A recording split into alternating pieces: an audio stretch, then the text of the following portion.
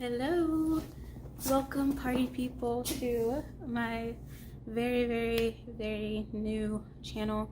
I have been wanting to start a YouTube channel for just fun things for a very long time, and today I just decided to do so since we're at home anyway because of the quarantine and the shelter at home and this and that, and a little chewy.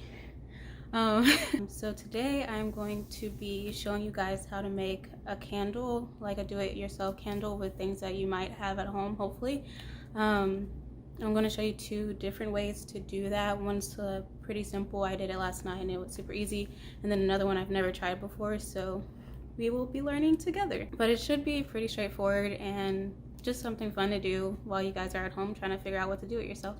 So for the first candle, I'm actually using a bowl that I found at the thrift store, and I don't really like the color of it, so I'm going to spray paint it. So I will catch you guys outside. So we are outside, and this stuff is optional, obviously.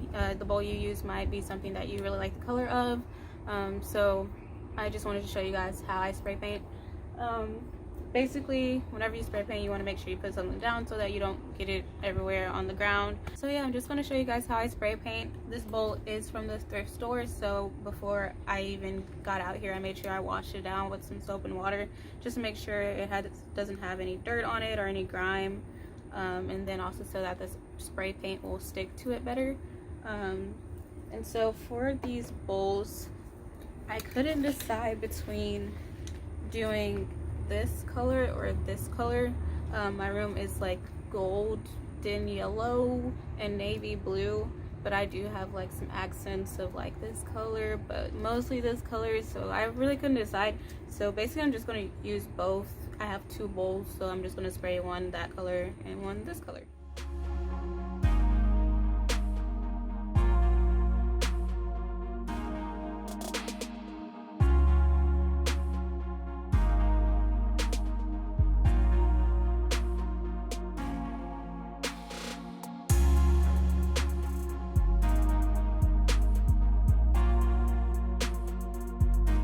Hey guys, so for while I'm just waiting for the bowls to dry outside, I'm going to go ahead and prepare the other supplies for the first candle.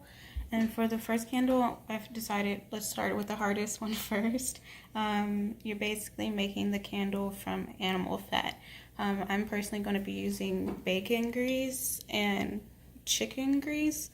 I think the bacon's part at the bottom and the chicken's is part at the top. Usually people use bacon grease, but mine is mixed, and I have heard that you can use chicken fat for it, so we're just going to try it and see if it works out. So some of the things you'll need for this is obviously the grease. You'll need some twine to make your wick with. You'll need water, salt, and if you have borax, use borax, but personally I use baking soda. You'll need tweezers so that you can, handle the wick without getting burned. Hot glue. You'll want some kind of paper, like not paperweight, but some kind of weight for when we put the wick into the candle. Plates, napkins, things like that. And then also perhaps like something to cover your hands with so that you don't get burned during the process. But you'll kind of see like what you'll need and what you can choose not to use as we go through it. So I already started this part of it because it does need to be soaking in there for, it said 24 hours, but I started this like last night and it's definitely not been 24 hours, but it's been a long time. This is just a mixture of water, the salt, and the borax, but I didn't have borax, so I used baking soda because that was the closest thing that I had to borax. Basically you put 1.5 cups of water, 2 tablespoons of salt, and 4 tablespoons of borax and or baking soda, and you just let that sit overnight, and then you want to take them out. My twine cords are all dried out now. I actually got really impatient and blow dried them, so hopefully that doesn't affect whatever chemical process is going on in there.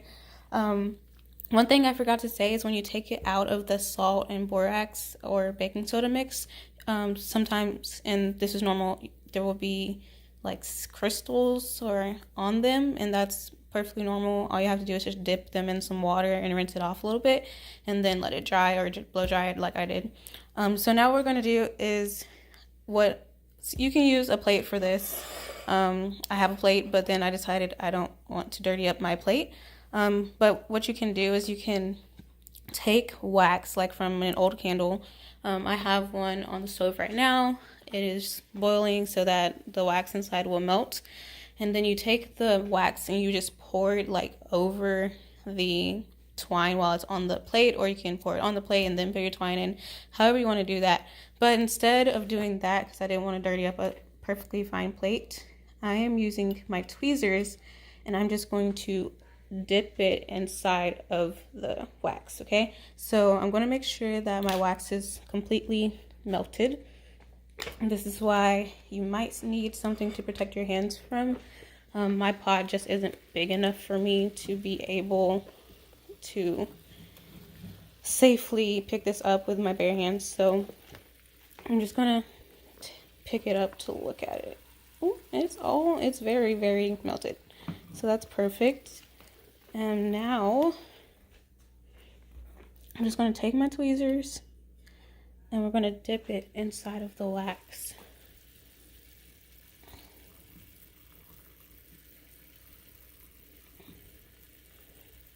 Okay, that's one side. Probably should have brought my plate over here so I can get to the other side.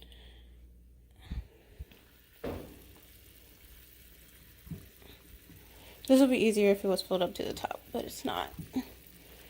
Okay, so that is covered with wax now, right? I'm just gonna put it down and try to make it straight.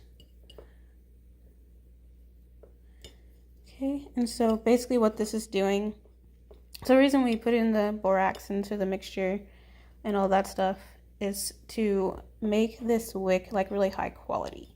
If you ever had a candle where when it burns you can see the smoke, it's because they didn't take the time to properly prepare the wick.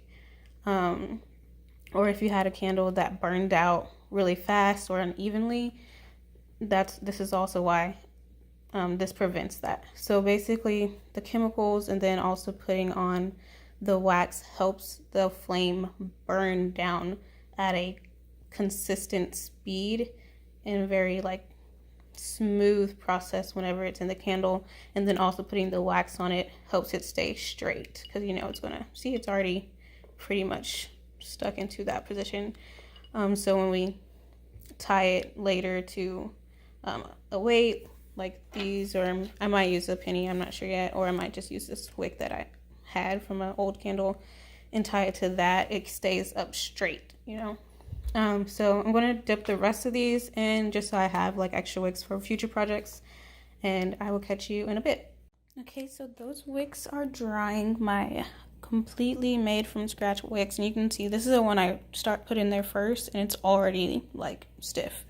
But I want to show you a shortcut way to do it. Is literally just to get an old candle and stick it in some water, boil it like how I did that one, and when it's all the way boiled, like melted down, you can literally just take the wick out of that old candle and use that one. Okay, so I brought in my bowls and they're so pretty. Look at the color, I love it. I think this one will probably match my room better. I don't know, we'll see. And then this one too. Both of them look really good. I actually brought this one in too soon and it was still wet, but I mean it's the bottom of it, so the wax will cover it. I'm really not worried about it. So for this one I'm going to use the wax that was already made that I'm melting down, and not the wax from the animal fat. So I already have that here, and basically all you got to do is just pour it in. But before I pour it in, I'm choosing to use one of the wicks that I made because I think it'll work out better since it is prepped and everything. And I just tied the wick that I made with a little bit of twine to the weight from another candle. So I'm going to take that and just hot glue it to the center of my bowl. just a little dab. Press it down. Hold it for a second. But the awesome thing about hot glue is it dries really fast. Just pushing it down as hard as I can. This is just to kind of hold it in place, but once the wax is in there, it'll hold it in place just fine. Alright, and then I have my wig standing up straight, perfect. And I just gotta pour the wax into the bowl now. So this will probably get messy, which is why I have a paper towel down, and I'm actually gonna unfold that. I mean, at the end of the day, it's just wax, so you can always scrape it up, whatever. This is pretty cool now, so I can actually just hold it with my hand. Yeah, so now you just pour the wax in, and what I like to do is like cover the side of it as I pour it.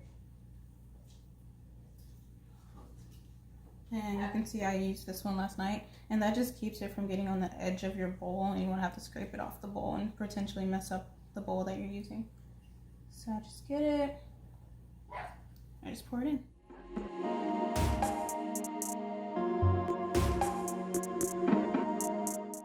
As you see, my wick is trying to lean. It's probably because I made it way too high. But all you have to do is literally just get like some pencils or something to hold it into place, just like that. And then as the wax dries, it'll just like save it in that place. So that candle is pretty much done. All you gotta do is just wait for it to dry. Okay, so I realized that this is actually fish oil, and I should have recognized it when I saw it. Like, it doesn't solidify at room temperature, which is what you need for a candle. So instead of using the fish oil, I'm going to use the other candle that I melted down for the wick, and I'm going to combine it with the bacon grease that's at the bottom of this candle. So I'm just going to pour this out really quick and then combine the bacon grease with that. And then to make it a little bit more personalized, I'm going to take some essential oils and add it to it for the scent, and just stir it all up together, and then we'll use that for our second candle.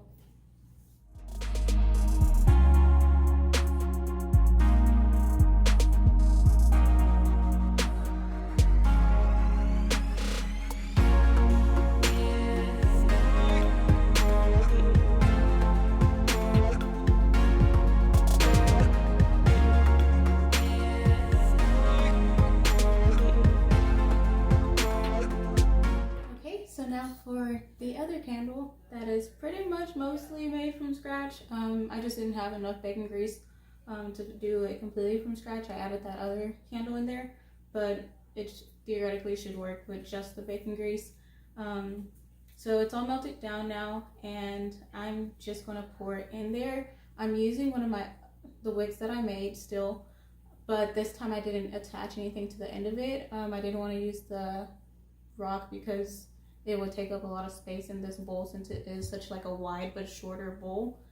So I just wrapped it around this stick in the same way that you would do if you were using the rock, but instead of it being weighed down by the rock, it's already straight, it's already very stiff. So I just tied it around the stick, and then actually hot glued down the part that's wrapped around the stick, just so it would really stay in place whenever I pour the oil in there.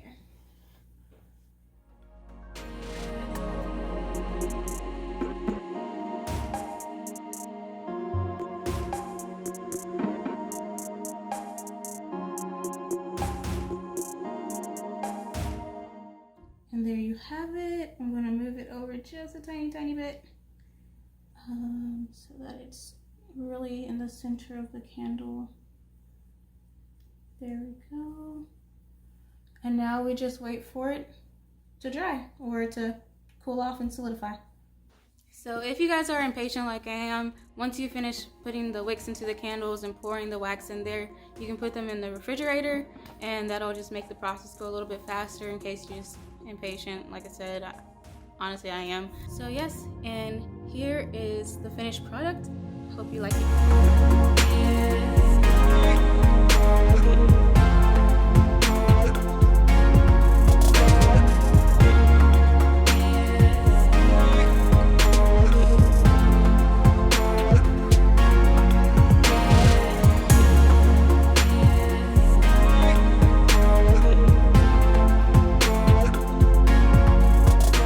So that is the end of my video. I hope you guys really liked it. Like I said, it's the first time that I've ever done a video like this. I'm always doing DIYs at home when I get bored and just want to do something creative.